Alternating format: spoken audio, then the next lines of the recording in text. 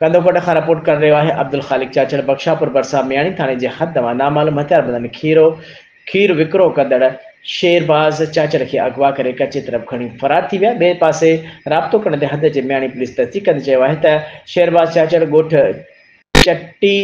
चठी मस्जिद खां मोटरसाइकिल ते खीर खणी डेली कश्मोर में विकिरो कंदो आहे।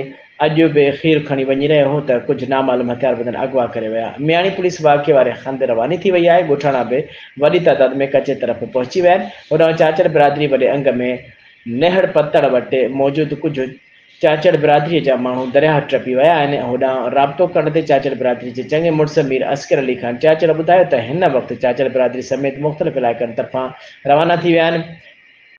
असां पंहिंजे माण्हू खे वापसि कराए मोटंदासीं।